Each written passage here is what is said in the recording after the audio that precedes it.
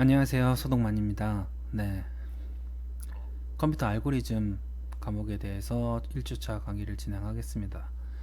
어, 코로나19 사태 때문에 안타깝게도 강의실에서 강의를 진행하지 못하고 이렇게 온라인으로 여러분들을 먼저 만나 뵙게 되었습니다.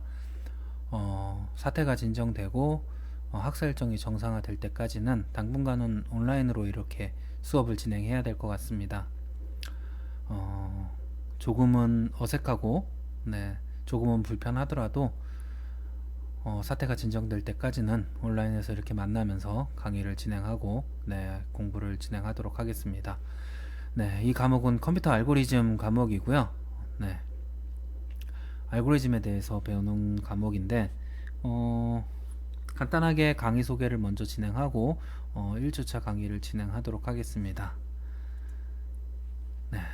과목명은 컴퓨터 알고리즘이고요. 저는 서동만입니다.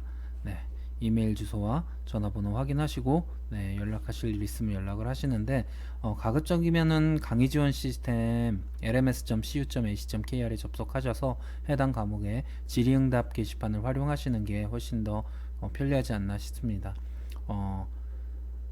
동일한 질문들이 자주 오는 경우가 있거든요. 근데 질의응답 게시판을 활용하는 경우에 다른 사람이 동일한 질문을 올렸으면 답변을 확인하고 굳이 질문을 안 해도 되니까 훨씬 더 효율적으로 활용할 수 있고요.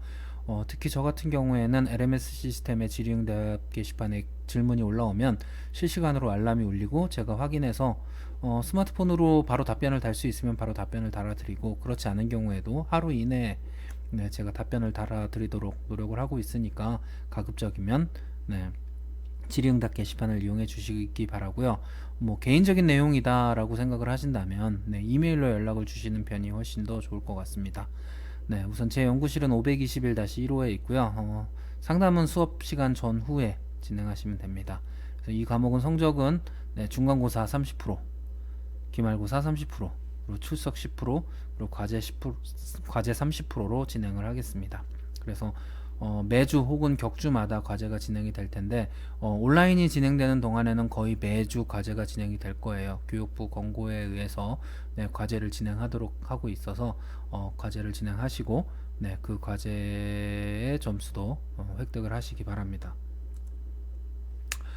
교재는 한빛 아카데미에서 출판된 관계 중심의 사고법 쉽게 배우는 알고리즘이라는 책입니다. 문병로라는 분이 지으신 책이고요. 정가는 2,700원인데 아마 온라인 서점에서는 조금 할인된 가격으로 구매할 수 있는 것으로 알고 있어요. 학교 구내 서점에서도 구할 수는 있는데 아마 여러분들이 학교를 오시지는 않을 테니까 온라인 서점에서 구매를 하시는 게 가장 현명한 방법이 아닐까 생각을 합니다.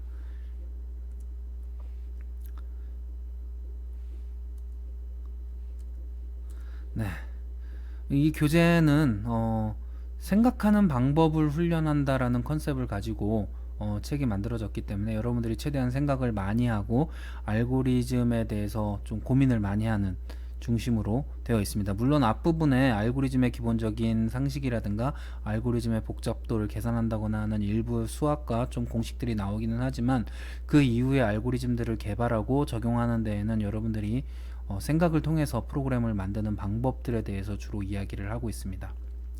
그리고 알고리즘 소개와 그리드 알고리즘 이런 부분들도 추가가 되어 있고요. 그 다음에 다양한 연습 문제가 추가가 되어 있어서 이러한 연습 문제들을 과제로 진행을 하는 형태로 수업을 진행을 하겠습니다. 그래서 읽을 거리도 교재에 많이 있고, 그리고 답을 찾아가면서 이론의 동기와 필요성을 깨우치는 그림들을 추가했다라고 저자가 이야기하고 있으니까요. 한번 읽어보시고 여러분들 알고리즘에 대한 역량이 강화될 수 있도록 저 또한 노력을 하도록 하겠습니다.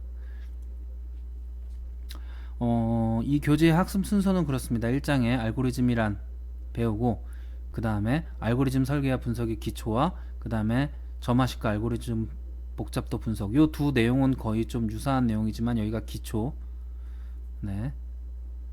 여기가 심화의 내용이라고 할 수 있습니다. 그리고 나서 정렬을 배우고, 그 다음에 셀렉션, 선택하는 알고리즘, 그 다음에 검색하는 거 이렇게 배운 다음에 그 다음에 해시 테이블을 배우고, 그 다음에 집합에 대해서 집합을 어떻게 처리하느냐 대해서 살펴본 다음에 그 다음에 동적 프로그래밍, 다이내믹 프로그래밍이라고 많이 부릅니다. 다이내믹 프로그래밍을 처리하는 방법을 살펴보고 그 다음에 그래프 이론에 대해서 살펴볼 거고요. 그 다음에 그래프 이론에서 그리디 어프로치라고 불리우는 그리디 알고리즘에 대해서 살펴볼 겁니다. 그 다음에 문자열을 매칭하는 방법에 대한 알고리즘들을 살펴보고 그 다음에 NP 컴플리트, NP1B라고 책에는 되어 있는데 일반적으로 우리 그냥 NP 컴플리트라고 많이 이야기를 합니다. 그래서 원어로 그냥 NP 컴플리트라고 기억을 하시면 좋을 것 같고요. NP는 non 폴리노미얼의 약자입니다. 비다항식이라는 뜻이고요. 다항식으로 해결되는 뭐 이런 식으로 생각을 하시면 됩니다. 그리고 마지막으로 상태 공간에서의 공간 트리 탐색까지 진행하는 걸로 이렇게 학습 순서가 되어 있습니다. 그래서 알고리즘에 대한 기본 지식을 학습하기 위해서 1장, 2장, 3장에서 진행을 합니다. 그래서 알고리즘이란 무엇이고 알고리즘을 분석하기 위해서 알고리즘의 성능을 비교하기 위한 그런 방법들을 다양하게 살펴볼 거고요. 그 다음에 전통적인 알고리즘 방법들, 특정 문제를 통해서 사고를 훈련하는 정렬과 선택과 문자열 매칭 이런 부분들이 존재를 하고요. 그 다음에 자료를 저장하고 검색하는 부분에서 많이 사용되는 알고리즘들, 검색 트리와 그 다음에 해시 테이블을 주로 다루게 됩니다. 그리고 특정 대상에 대한 표현과 해결을 하기 위한, 즉 특히 집합이나 그래프, 뭐 트리 이런 것들을 처리하기 위한 집합의 처리와 그래프의 처리에 대해서도 살펴볼 거고요. 그 다음에 추상적인 구조를 가지는 문제들을 해결하기 위한 구조와 문제적인 부분을 다이내믹 프로그래밍이랑 그리디 어프로치를 중심으로 여러분들이 학습을 진행을 하시게 됩니다.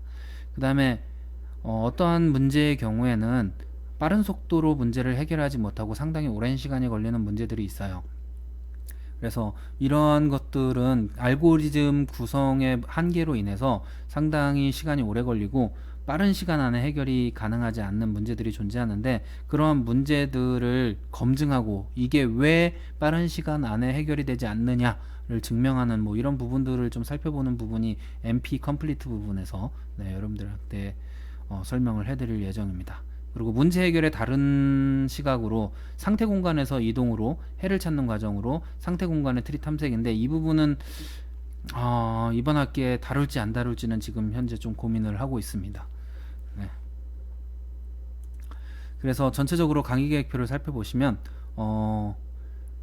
첫 주차에는 1장만 간단하게 진행을 하고 2주차에 2장과 3장을 진행을 하는데, 여러분들의 의견을 받아서 2주차에 2장만 하고 3주차에 3장 이렇게 한 장씩 하고 14주차에 14장을 안 하는 방법, 이거 한 가지도 고민을 하고 있고, 혹은 2주차에 2장 3장을 다 진행하고 이 책의 끝까지 모두 진행하는 방법, 두 가지를 아직 고민을 하고 있어요. 어떻게 하는 게 더 좋을 것인지.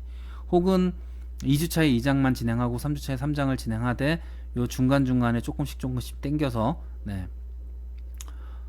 어떻게 해서든 14장까지 다 진행을 하는 방법도 고민을 하고 있습니다. 여러분들께서 의견을 주시면 여러분들의 의견을 반영해서 진행하도록 하겠습니다. 자, 그러면 1장 알고리즘이란에 대해서 수업을 진행하도록 하겠습니다. 알고리즘이란이라고 되어 있고, 명언인 제임스 왓슨이라는 사람이 생각하는 방법을 터득한 것은 미래의 문제를 미리 해결한 것이다 라는 명언을 남겼는데요.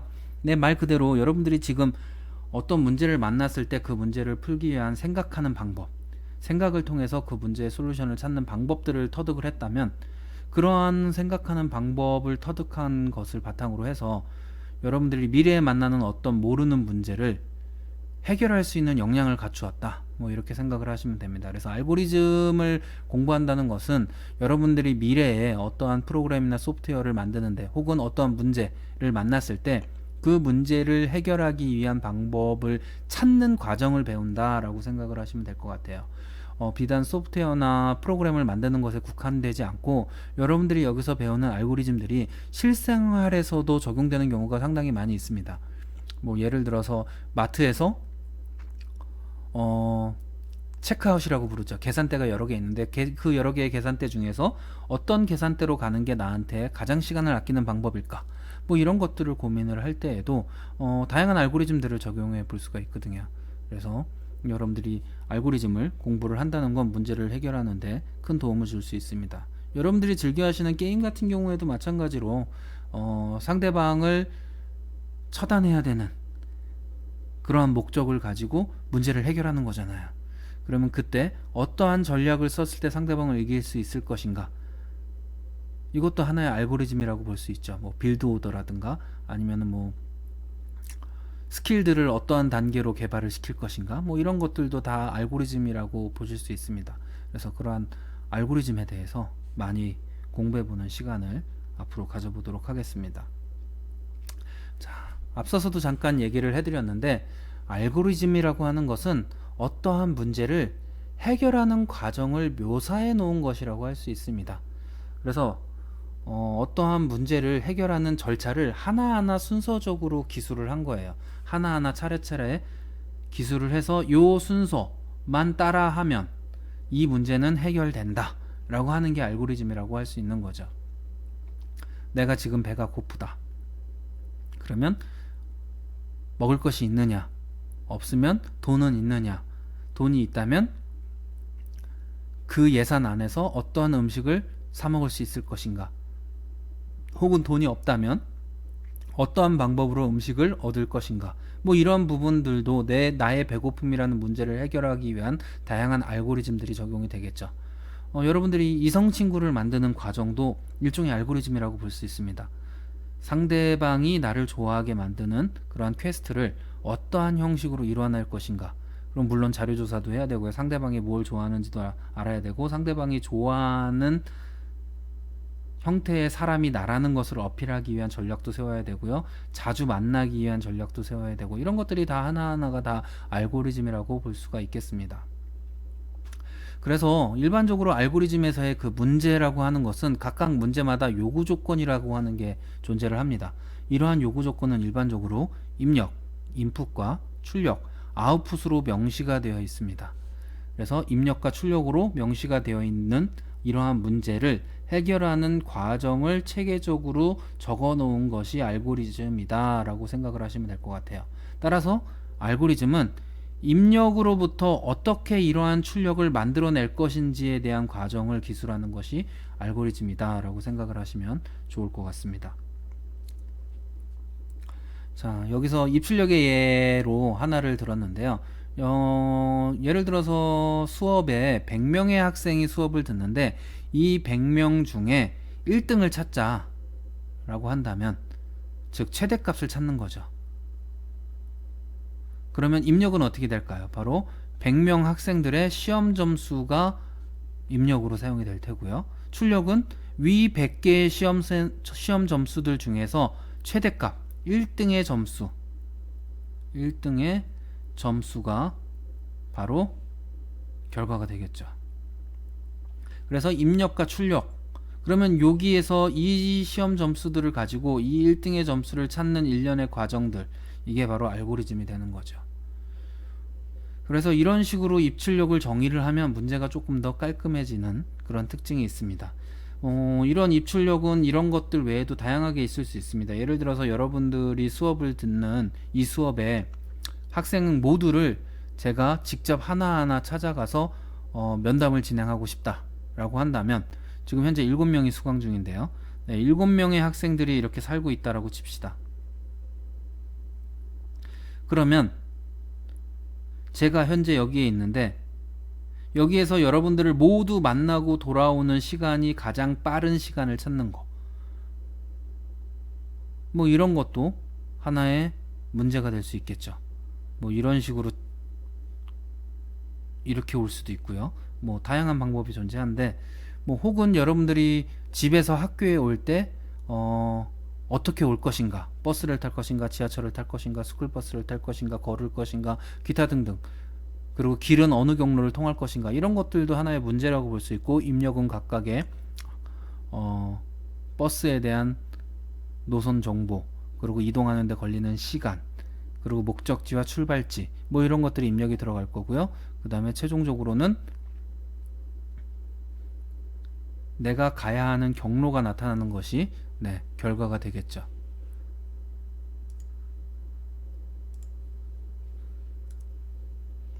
자, 그럼 우리가 알고리즘을 왜 공부하느냐를 한번 고민을 해봐야 되는데요. 알고리즘을 공부하는 것은 기본적으로는 어떠한 특정한 문제를 위한 알고리즘의 습득이 첫 번째 목적입니다. 즉 이런 문제가 있는데 이런 문제를 풀기 위해서는 A라는 알고리즘을 사용하는 게 가장 좋아. 이런 걸 알게 되는 게 첫 번째 목적이에요. 그러면 뭐 특정 문제에 대한 알고리즘을 공부해서 뭐 하게 라고 생각을 할 수가 있겠지만, 여러분들이 나중에 만날 문제들은 되게 복잡하고 큰 문제들입니다. 그러면 이 문제들을 잘게 쪼개 보면 요 문제를 해결할 수 있는 알고리즘 A, 요 문제를 해결할 수 있는 B, 요 문제를 해결할 수 있는 C, 뭐 A, C, 뭐 이런 식으로 만들어 놓으면 다 각각의 작은 문제들이 해결이 되면 이 전체 문제를 해결할 수 있게 되는 거죠. 그래서 아주 복잡한 프로그램이라도 하나하나 작은 문제들로 쪼개고 그 작은 문제들을 해결할 수 있는 알고리즘들을 여러분들이 이미 알고 있다면 아주 복잡한 문제들을 해결할 수 있습니다. 보통 정확히 똑같지는 않지만 이렇게 큰 문제를 잘게 나누어서 해결하는 것을 디바이드 앤 컨커라고 부르는데, 이것도 알고리즘의 일종입니다. 디바이드 앤 컨커. 그래서 잘게 쪼개어서 하나하나 정복하는 형태를 우리는 디바이드 앤 컨커라고 부르고요. 또한 알고리즘을 공부하는 두 번째 목적은 바로 체계적으로 생각하는 훈련입니다. 어떤 문제를 순차적으로 고민을 해보면서 이 문제를 해결하기 위한 방법은 무엇일까 고민을 하다 보면 상당히 논리적이고 체계적으로 생각하는 훈련을 진행하실 수 있습니다. 그래서 제가 여태까지 사회생활을 하면서 다양한 사람들을 많이 만나봤는데요. 아무래도 소프트웨어를 배운 컴퓨터와 관련된 공부를 하신 분들과 같이 일할 때 상당히 체계적인 대화가 가능하고 체계적으로 일을 처리할 수 있는 능력들을 가지고 있어요. 왜냐하면 기본적으로 이 사람들은 알고리즘들을 공부를 했기 때문에 어떠한 문제를 만날 때 해결해야 되는 순서들을 고민을 한다라는 거죠. 즉 여러분들이 비단 소프트웨어나 프로그램을 만드는 것 이외의 일을 하게 되더라도 어떠한 문제를 잘게 쪼개고 그 잘게 쪼갠 문제들을 해결할 수 있는 형태로 가공을 해서 해결하는 솔루션들을 찾고 그 솔루션들을 순서를 배치하면 큰 문제를 해결할 수 있게 되는 거죠. 즉 이렇게 체계적으로 생각하는 훈련을 통해서 여러분들의 일상생활은 물론이거니와 소프트웨어나 프로그램을 만드는 데에도 활용할 수 있겠다라고 생각을 하시면 됩니다. 그 다음에 지적 추상화의 레벨의 상승, 이렇게 되어 있습니다. 뭐 intellectual abstraction이라고 얘기를 하는데요. 이거는 어떠한 문제가 있는데 이 문제가 케이스가 되게 많아요. 예를 들어서 성적 처리 프로그램을 만드는데 어떤 건 100명짜리, 어떤 건 5명짜리, 어떤 건 10명짜리, 어떤 건 뭐 1000명짜리, 뭐 이런 수업들이 있을 수 있고, 얘의 성적 처리 비율과 얘의 성적 처리 비율과 얘의 성적 처리 비율과 얘의 성적 처리 비율이 다 다르다면, 그러면 이 전체 문제를 해결해야 되는 공통적인 분모가 무엇인지를 찾아내서, 즉 이런 공통적인 부분들을 찾아내는 과정을 우리는 추상화라고 부르죠. 여러분들이 아마 C++나 자바, 객체 지향을 배울 때 클래스를 설계할 때 추상화를 해야 된다라고 배우면서 추상화를 왜 해야 되는지 를 공부를 해보셨을 겁니다. 그래서 이러한 문제들에서 추상화를 통해서 꼭 필요한 문제들을 딱 정리를 하고 이러한 부분들을 해결을 하고, 그러면 실제 구현을 할 때는 얘네들을 일반화해서 문제를 해결하는 이러한 능력들을 갖추게 된다는 거죠. 그래서 추상화하고 일반화하는 레벨이 상승하게 된다. 그래서 연구나 개발에 있어서 정신적인 여유를 유지하기 위해서도 매우 중요한 요소다라고 설명을 하고 있는데, 연구나 개발에서도 어떤 만들고자 하는 목적지가 있잖아요. 그러면 이 목적지, 예를 들어서 목적지가 산이라고 칩시다. 그러면 이 산을 이렇게 오를 것인가, 이렇게 오를 것인가, 뭐 이렇게 오를 것인가, 뭐 다양한 방법들이 존재를 하는데, 그러면 이런 산을 오르는 방법 자체를 추상화해서 좀 더 쉽고 간단하게 정형화해서 흔히 프로토콜이라고 부르죠. 일정화된 프로토콜의 형태로 문제를 해결할 수 있는 능력들이 키워진다 라고 하는 거죠. 그래서 우리는 그러한 논리적이고 체계적인 지적 능력을 함양하기 위해서 알고리즘을 주로 배우고, 또한 문제를 해결하기 위해서 알고리즘을 배우게 됩니다. 그래서 알고리즘이라고 하는 것은 기본적으로는 생각하는 방법을 훈련하는 것이 알고리즘입니다. 뭐 여기에 그림에 큐브가 나와 있는데 이 큐브를 맞추기 위해서 어떻게 해야 될까 고민을 하게 되겠죠. 혹은 퍼즐 같은 경우도 마찬가지고 여러분들이 일상생활에서 즐기는 퀴즈나 이런 것들 모두 다 생각하는 방법을 훈련하는 거죠. 그래서 문제 자체를 해결하는 알고리즘을 배우는 것도 있고 그 과정에 깃든 생각하는 방법을 배우는 게 더 중요합니다.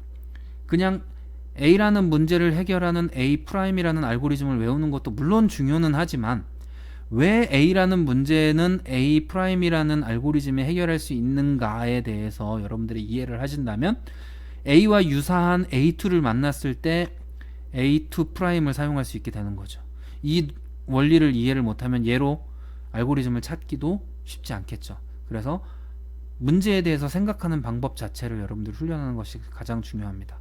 그래서 미래에 여러분들이 어떤 문제를 만나게 될지 모르겠지만 그 미지의 미래의 문제를 해결하는 생각에 빌딩 블록을 제공을 한다. 즉 어떤 문제가 이렇게 있는데 이 문제를 해결하는 여러 가지 부품들을 이미 여러분들이 학습을 해서 가지고 있고 이 부품들을 조합함으로써 이 문제를 해결하는 이러한 형태의 생각하는 방법들을 훈련할 수 있겠다라고 생각을 하시면 좋을 것 같습니다. 그래서 일반적으로 여러분들이 컴퓨터 쪽에서 공부를 하실 때 알고리즘을 배우기 전에 자료구조를 먼저 배워요. 왜냐하면 기본적으로 자료구조의 확장판이 알고리즘이거든요. 그래서 이 알고리즘을 배우실 때 여러분들이 기본적으로 프로그래밍 능력을 갖추고 계셔야 됩니다. C가 됐던 C++가 됐던 자바가 됐던 파이썬이 됐던 어떤 언어든지 상관없어요.